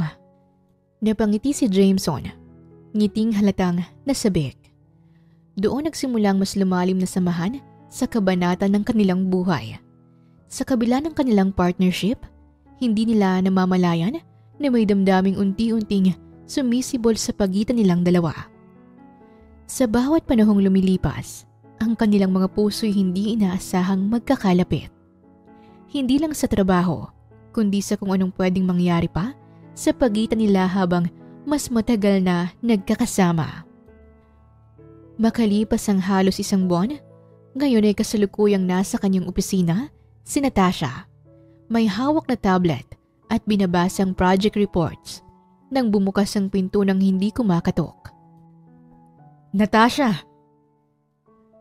Mabilis na lumingon si Natasha. Bahagyang napataas ang kilay nang makita kung sino ang dumating. Ismael? Anong ginagawa mo rito? Namiss lang kita. Bihira na tayong magkita. Busy ka masyado sa bagong title mo eh. Pilit na ngumiti si Natasha. Sino ba namang hindi makakamiss sa isang tulad ko? I know, right? Natatawa si Natasha habang lumalapit sa mini pantry ng opisina niya para gumawa ng kape. Sa gilid naman ng pinto, nakatayo si Jameson. Tahimik na nagmamasid sa dalawa habang magkakrus sa mga kamay sa may dibdib. Gusto mo bang lumabas tayo mamaya, Nat? Tanong ni Ismael nang iabot niya rito ang kape. Ha? Saan naman tayo pupunta? Dinner. Just the two of us. No business talk. No need to bring anyone else. Lingid sa ngiti nito, pasimpleng sumulyap si Ismael kay Jameson na siyang pinaparinggan nito. Hindi pa man nakakasagot si Natasha, bigla na lang siyang hinawakan ni Jameson sa braso. We need to talk. Sandali lang. Ha? Wait lang, Jameson. Wala na siyang nagawa kundi magpaakay palabas ng opisina. Naiwan namang nakasimangot si Ismael at bahagyang umiling. Ayaw paawat ng lalaking yun. Bulong ni Ismael. Pagdating nila Jameson at Natasha sa hallway sa labas ng opisina, huminto si Jameson, pinakawalan ng braso ni Natasha at humarap sa kanya. Ano yung kailangan nating pag-usapan? May emergency ba? Huwag kang sumama sa kanya. Mabilis na sagot ni Jameson na ipinagtaka niya. Kay Ismael? Bakit? Sandaling natahimik si Jameson. Seryoso ang mga mata nito habang nakatitig sa kanya. He doesn't seem like a good person. Parang wala siyang magandang intensyon sa'yo. Hindi ako komportable na nasa paligid mo siya.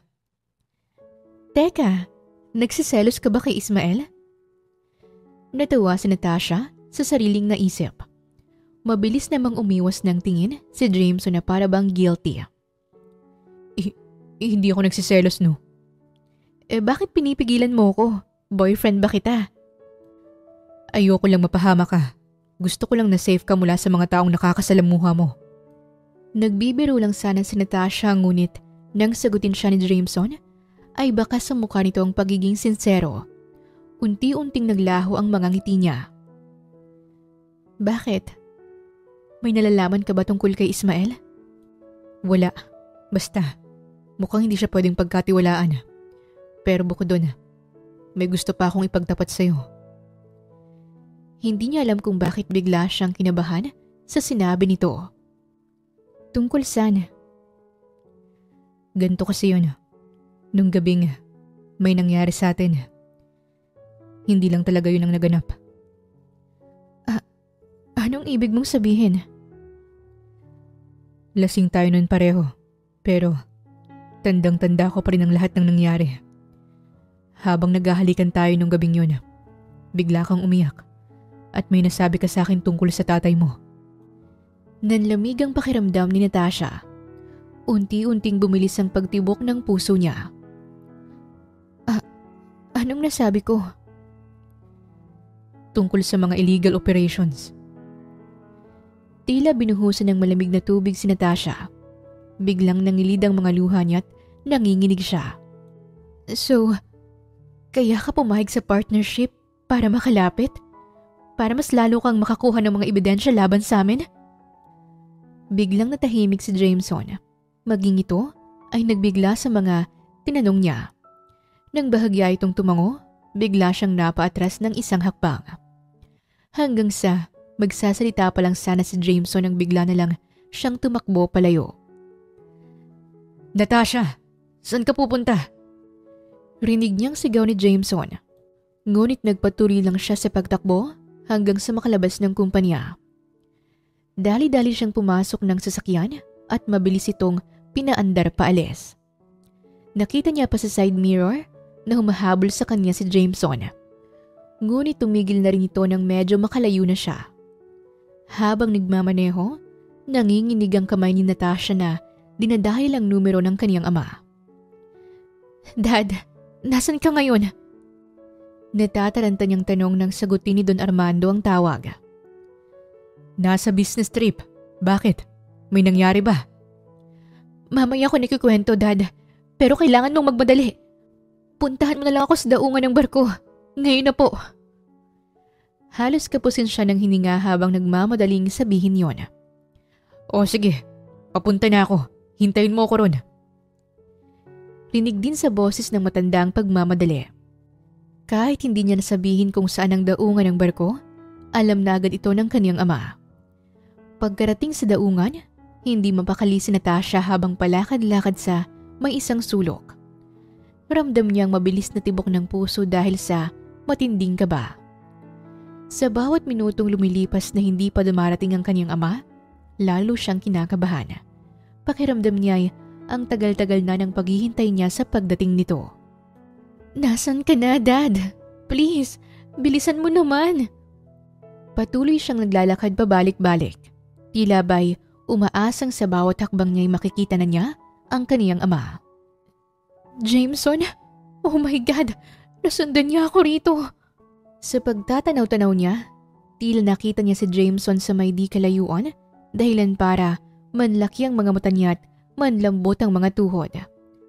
Nakita niyang nakatayo ito sa may isang sulok na animoy may hinahanap sa paligid. Sa takot na makita nito, agad siyang tumakbo at naghanap ng matataguan. Tumakbo siya sa likod ng isang container van. Ngunit sa pagmamadali, hindi niya napansin ang papalapit na lalaki mula sa kabilang direksyon. Ah! Aray! Daing niya nang magbanggaan sila ng lalaki. Sa lakas ng impact, natumba si Natasha at bumagsak sa sahig. Oh God, are you okay, miss? Tanong sa kanya nito sa salitang Ingles dahil foreigner ang lalaki. Mukhang hindi naman nagkakalayo ang kanilang mga edad. Hindi agad nakasagot si Natasha. Nang bumaling siya sa pwesto kung saan niya nakita si Jameson, namilog ang mata niya nang makita na hindi pala yun ang binata at nagkamali lang siya ng akala. You look like you've seen a ghost. Puna sa kanya ng foreigner. Agad naman siyang umiling. No, I'm not. But don't worry about me. I'm okay. Sorry. Matapos siyang tulungan ng foreigner na tumayo, umalis siya agad doon. Nanginginig ang kamay niya. Hindi niya alam kung tatawagon ulit ang ama o hihintay na lang ito. Dad, please. Bilisan niyo na bago pa mahuli ang lahat. Panalangin niya sa kawalan habang nangingilid ang mga luha niya. Makalipas ang halos 1.5 oras, tuluyan na rin silang nagkita sa daungan. Anong nangyayari? Bakit ka umiiyak? Alam na ni Jameson ang tungkol sa illegal operations mo, Dad. Kaya siguro akong gusto niyang mamuno para mas madali siyang makakahanap ng mga ebidensya. Nang marinig ni Don Armando ang mga sinabi niya, bigla na lang siya nitong hinila papunta sa barko. Dahil ron ay napilitan silang magtago sa lugar kung saan sila lang ang may alam. Makalipas ang 1 linggo, kasalukuyang nasa tabing isla si Natasha. Nakasuot ng simpleng sando at maong shorts. May tali ang buhok at pawisan habang nag-aayos ng mga isdang ibibenta sa mga mamimili. Wala siyang bahid ng makeup, pero kapansin-pansin pa rin ang angking ganda niya sa kabila ng simpleng anyo. Tinulungan niya ang kamag-anak na pansamantalang nagpatuloy sa kanilang mag-ama matapos silang tumakas mula sa syudad. Ate, pakikuha nga po yung yelo sa kabila. Ilalagay ko na tong bagong huli. Habang abala siya sa pagsasalansa ng mga isda sa cooler, may isang pamilyar na tao siyang napansin sa may gilid. Sa muling pag-angat ng kanyang ulo, parang bumagal bigla ang paligid. Doon niya nakita si Jameson, nanunood sa kanya mula sa di kalayuan. Hindi siya agad nakariak lalo pa nang magkatinginan sila. At kahit paramdam niyang paninikip ng dibdib, agad siyang bumalikwas. Ate, saglit lang po. May kailangan lang akong gawin. Agad siyang tumakbo palayo. Iniwan ang panindang isda. Umaasang makakalayo bago siya abutan ng lalaki na kaniyang iniiwasan. Pero bago pa siya makaliko sa may likuran ng barong-barong, isang kamay ang humawak sa kaniyang braso at hinila siya papalapit. Natasha, please, stop running away from me. Hinihingal si Natasha habang pilit na kumakawala. Bitawan mo ako! Huwag kang matakot. Wala akong gagawing masama sa'yo. Paninigurado nito. Ngunit hindi siya kumbinsido roon. Bakit mo pa kami sinusundan? Paano na lamang nandito kami? Natasha, makinig ka mo. Sagutin mo muna ako. Paano mo kami nahanap dito? Nagtagpo ang kanilang mga mata. Kita sa mukha ni Jameson ang pagod at tapat na intensyon. Marami akong connections. Alam mo yan. Ginawa ko ang lahat para mahanap ka. Kasi hindi ako mapalagay hanggat hindi kita nakikita. Nag-aalala ako sa'yo. Unti-unting bumagal ang paghinga ni Natasha. Parang gusto niyang maniwala pero may pangamba pa rin sa loob niya. Anong kailangan mo sa akin? Para saan pa to? Bakit mo to ginagawa? Lumapit pa si Jameson. Dahan-dahan siyang hinawakan sa magkabilang pisngi. Para sabihin sa'yo ang totoo. Alam kong galit ka sa akin at may karapatan ka ron. Pero kailangan mong marinig ang sasabihin ko. Tahimik lang si Natasha. Hindi na rin kumikilos at hinihintay na lang ang sunod na sasabihin ng binata. Hindi ko to ginawa para pabagsakin ang kumpanya nyo. Ang totoo'y ginawa ko to para sa'yo. Para isalbang reputasyon mo. Dahil alam kong inosente ka. Kaya ako pumayag sa partnership kahit delikado. Kahit buhay ko ang kapalit kung sakaling mahuli ako sa paghahanap ng mga ebidensya. Kasi mahal kita, Natasha. At dahil mahal kita, gusto kitang protektahan at tulungan. Parang tumigil ang mundo ni Natasha sa narinig. Mas lalo siyang hindi nakagalaw at nakaimik. Wala kang dapat ikatakot. Sinisigurado ko yan sa'yo. Hindi ikaw may kasalanan sa nangyari. Kaya hindi ka dapat madamay at maparusahan. Gaya ng sabi ko, nung gabing lasing tayo, umiyak ka nun at sinabi mo noon na hindi mo kayang saktan ng tatay mo kahit alam mong mali ang ginagawa nito. Napayuko si Natasha dahil tama nga ang sinabi nito. Kasi siya na lang ang natitira sa pamilya mo. Mula nang pumanaw ang nanay mo, lalo pat wala ka ring tiwala sa tita Grace mo. Sinabi mo pa noon na nagigilty kang magsumbong kasi lahat ng ginagawa nito ay para sa future mo. Alam kong gustong gusto mo nang itama ang pagkakamali ng tatay mo, pero hindi mo alam kung paano. Dahan-dahang tumulo ang luha ni Natasha kahit hindi pa siya nagsasalita. Naintindihan kita. Naintindihan kong may guilt ka. At alam kong masakit yun para sa'yo dahil ama mo siya. Pero Natasha, hindi mo na kailangan pang mag-alinlangan dahil hindi ka na nag-iisa. Nandito ko para sa'yo. Jameson. Ako na ang bahala sa tatay mo, pero kailangan ko ang tulong mo.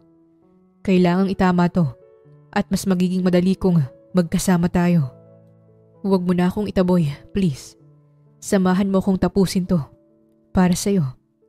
Para makalaya ka na mula sa kinatatakutan mo. Tinakpan ni Natasha ang sariling bibig habang umiiyak. Pero sa likod ng luhang yon ay may bagong liwanag na unti-unting lumilitaw sa kaniyang mga mata. Pero natatakot ako. Natatakot ako sa mga pwedeng mangyari. Shh. Hindi mo kailangang matakot. Hanggang nandito ako. Hanggat kasama mo ko. Wala kang dapat isipin. Handa akong ibuwis ang buhay ko. Maprotektahan ka lang. Bigla na lang niyakap ni Natasha ang binata. Sa paninigurado nito, unti-unti siyang napanatag. Salamat, Jameson. Maraming salamat. Hindi ko alam kung anong nagawa ko para maging ganito ka sa akin. Bulong niya habang nananatili silang magkayakap. Ikaw lang nag-iisang rason kung bakit ko to ginagawa. Dahil mahalaga ka sa akin. At gaya ng sabi ko, dahil mahal kita. Halo-halong emosyon ang nararamdaman ni Natasha sa sandaling ito. Ngunit sa kabila ng lahat, isa lang ang nasisiguro niya. Mahal na mahal din kita, Jameson. Parang musika ang mga salitang yon para kay Jameson. Sa lahat ng mga nangyari, yun lang ang gusto niyang marinig para kumalma siya at para mawala lahat ng pagod niya. Nang kumawala na si Natasha mula sa pagkakayakap, muli niyang hinarap ang binata. Handa na ako. Handa na akong gawin kung anong tama. At handa na akong itamang mga pagkakamali ni Dad. Desisyon niya. Tumango naman si Jameson at bahagyang ngumiti habang pinupunasan ang mga luha niya gamit ang daliri nito. Nang tuluyang magkaayos at magkasundo sina Jameson at Natasha, tuluyan na nilang isinagawa ang pagpapakulong sa tatay ni Natasha. Nagtagumpay naman sila roon at ngayon, dumalaw si Natasha sa bilangguan para kumustahin ang lagay ni Don Armando. Tahimik sa loob ng silid ng dalaw. Ilang sandali bago nagsalita ang matanda. Ano pang ginagawa mo rito? Malamig ang boses na tanong nito sa kanya. Gusto lang kitang bisitahin, Dad. Gusto ko lang malaman kung anong lagay mo rito. Para saan pa ha? Anong klase kang anak? Ako na nga nagpakahirap para sa'yo. Binigyan kita ng marangyang pamumuhay. Binigyan kita ng pangalan. Tapos, ikaw pa mismong nagtulak sa akin sa kulungan? Hindi umimik agad si Natasha. Mahigpit ang hawak niya sa kaniyang bag. Pilit nilalabanan ang pag-iyak. Wala kang utang na loob. Isa kang traidor, Natasha. Traidor ka sa sarili mong ama. Kahit masakit, marahan siyang huminga at saka tumingin ng diretso sa mga mata nito. Alam ko, Dad. Masakit ang ginawa ko at aaminin ko. Oo, ako ang naging dahilan kung bakit ka nandito ngayon. Pero ginawa ko to dahil ikaw ang ama ko. Dahil ikaw ang mahal kong ama na alam kong naligaw ng landas. At dahil anak mo ko, ako unang dapat tumulong sa iyo para maitama ang mga mali mo. Napalunok si Don Armando. Bahagyang natigilan pero hindi pa rin nagpatalo. Pagtulong ba ang tawag mo dito? Ibinagsak mo ang pangalan ko. Pinahiya mo ko. Binura mo ang lahat ng pinaghirapan ko. Hindi ko binura ang pinaghirapan mo, Dad. Sinubukan ko lang linisin yung bahaging nilason ng kasinungalingan at kasakiman mo. Hindi ako nagsisisi sa ginawa ko. Dahil ito ang tamang gawin.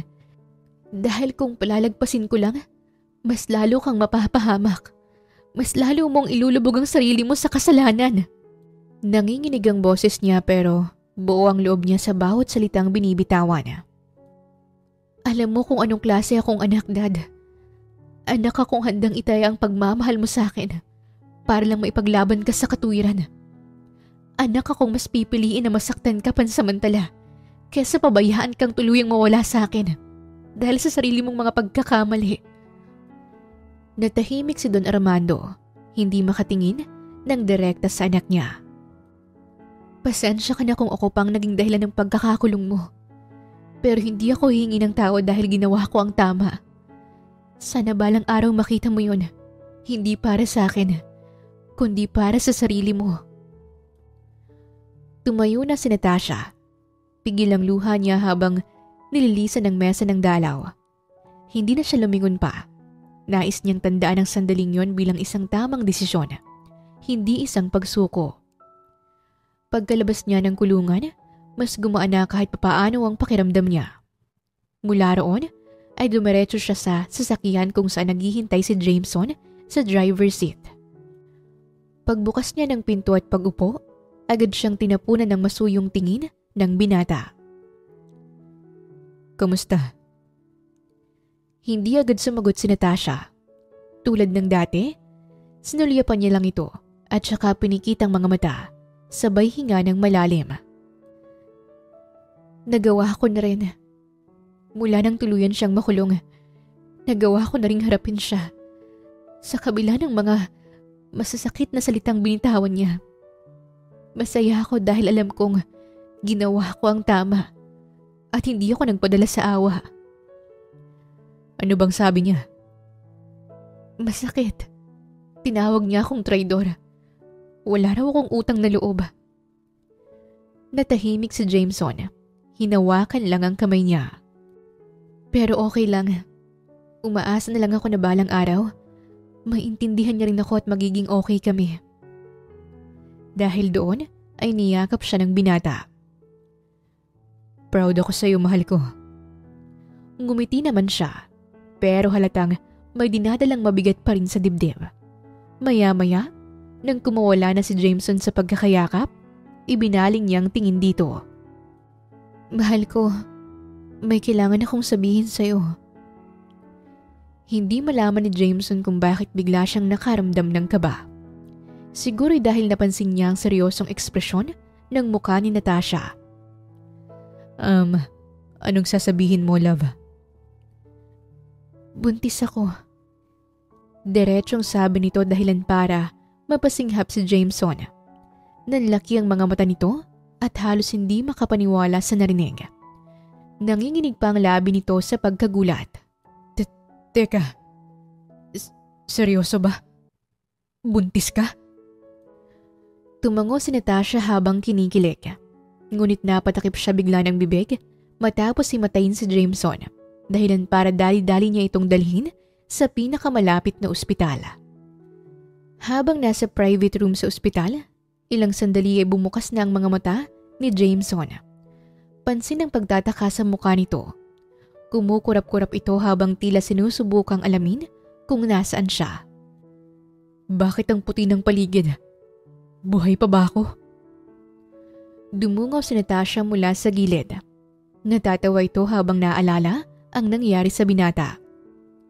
Chillax, buhay ka pa mahal, pero munti ka nang mamatay sa sariling kabog ng dibdib mo.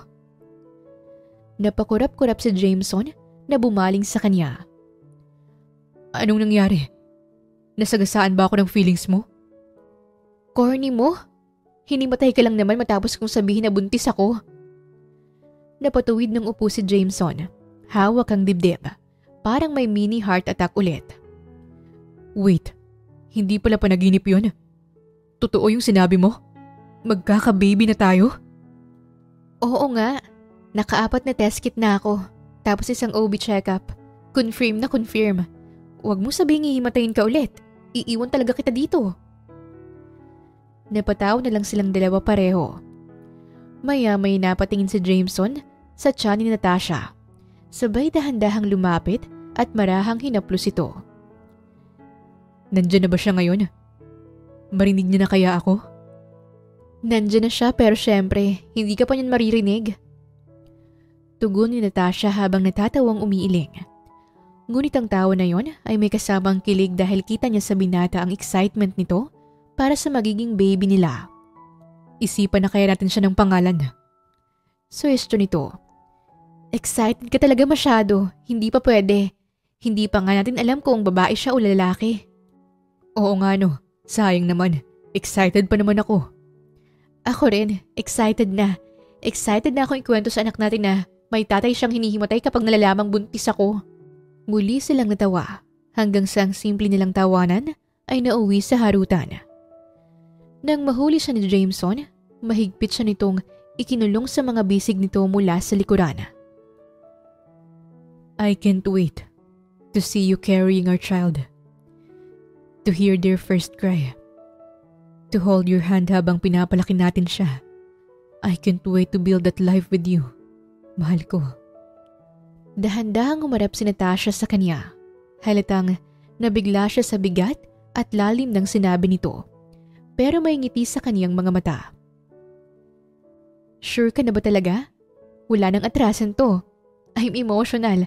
I get stubborn. And let's be honest, I'm a mess most of the time. Then, I'll be the calm to your storm. The steady to your chaos. The home to your every mess. Natahimik si Natasha. Sa pulang puso niya sa mga sinabi nito. Humawak siya sa pisngi ng binata. Mariing tumitig sa mga mata nito. You really want this? Me, our child, the quiet mornings, the loud fights, the long nights with no sleep? I want everything. The hard part, the good ones, the ugly cries, and the unexpected love. Gusto kong pagdaanan lahat yun. Kasama ka. Lumapit lalo si Jameson. Inilapat ang palad sa tiyan ni Natasha. Humigpit naman ang hawak niya rito. Puno ng emosyon ang mga mata. I promise to protect both of you. I may not be perfect, but I will always show up. I love you in ways I'm still learning how, but I'll never stop trying. Hindi na napigilan ni Natasha ang mga luhang kanina pa niya pinipigil. Isang tanging tango lang ang naisagot niya, kasabay ng isang pagngiting puno ng saya at katiyakan. Then I'm yours. All of me. All of us. At doon muling nagtagpo ang kanilang mga mata, habang nilalaro ni Jameson ang kanyang labi gamit ang daliri nito. Maya-maya pa'y napapikit na lang siya nang marahan siyang hinalikan ni Jameson. Hindi nagmamadali, hindi mababaw. Isang halik na may pangakong kahit ano pang dumating, hindi na sila bibitaw sa isa't isa. Mula noon ay masayang nagsama sina Jameson at Natasha sa ilalim ng isang tahanan na puno ng pagmamahal, respeto at tawanan. Hindi man agad naging madali ang lahat, pinili nilang harapin ang bawat araw ng magkasama, walang takot at walang iwanan. Hanggang sa dumating na rin ang pinakamalaking biyaya sa buhay nila, ang kanilang unang anak na si Natalie. Isang malusog na sanggol na may mga matang tila ba nakuha ang pagkalalim ni Jameson at ang tapang ni Natasha. Mula nang isinilang si Natalie, mas lalong tumibay ang pagmamahalan nilang dalawa. Magkakampi sila sa puyat, sa pagpalit ng lampin, sa walang hintong pag-iyak, sa bawat halakhak, sa unang hakbang, at sa unang pagsabi ng salitang papa. Nandun silang dalawa, magkahawak kamay, sa lahat ng bagay para sa kanilang anak. Sa kabila ng nakaraan, unti-unti na ring gumaan ang loob ni Don Armando kay Natasha. Sa tuwing binibisita siya ng anak sa kulungan, hindi na puro galit ang namumutawi sa kaniyang mga labi. May mga araw pang ang tila inaabangan niyang pagdating ng kaniyang apo. Hindi pa man ganap ang pagbabagong loob ng matanda, malinaw na may pagbubukas ng puso. Ang matalik na kaibigan naman ni Natasha na si Yasmin ay masayang naninirahan na ngayon sa Japan. Doon niya natagpuan ang pag-ibig sa piling ng isang Japanese boyfriend na pinakilala niya minsan kay Natasha sa isang video call. Samantala, si Ismael na minsan naging banta sa kinabukasan ni Natasha ay tuluyan ng pinagbabayaran ng kaniyang mga kasalanan sa loob ng bilangguan. Isa-isa nang lumutang mga kasong kinasangkutan nito at sa wakas ay natuldukan na rin ang madilim na kabanatang iyon ng kanilang buhay. At si Natasha at Jameson, hindi man perpekto ang relasyon. Lagi naman silang sabay sa bawat hakbang na nagbibigay sa kanila ng leksyon para mas pagtibayin pa ang kanilang pundasyon. Habang lumalaki si Natalie, lumalaki rin ang pangarap nila bilang isang pamilya. Walang yaman, posisyon o kapangyarihan ng makakapantay sa kanilang pagmamahalan. Hindi lahat ng bagay ay nasusukat sa panlabas na anyo, yaman o estado sa buhay. Ang tunay na halaga ng isang tao ay makikita sa puso, prinsipyo at kung paano siya nagpapakatotoo sa kabila ng mundong puno ng pagpapanggap. Ating matututunan na ang pagmamahal ay hindi palaging komportable at minsan kailangan itong pagdaanan ng kahihiyan, kabiguan at sakripisyo. Ngunit kapag pinili mo ang tama, kahit gaano ito kasakit, magbubunga ito ng kalayaan, kapatawaran at bagong simula. At higit sa lahat, ang tunay na pag-ibig ay hindi lang basta nakakakilig. Ito'y lumalaban, nagpapatawad at naninindigan. Lalo na kapag kailangang itama ang mali, kahit palaban ito sa taong pinakamamahal mo. Ang kwentong ito ay paalala na sa gitna ng pagkakamali ay may lugar pa rin para sa pagbabago, pagmamahal at pag-asa. At minsan, sa isang munting kubo, doon natin matatagpuan ang mga aral na hindi kayang ibigay ng kahit pinakamamahaling mansyon. Wakas! Maraming salamat po sa inyong pakikinig sa kwentong ibinahagi namin ngayong araw. Muli, ito po ang Tales of Siren at hanggang sa ating muling kwento.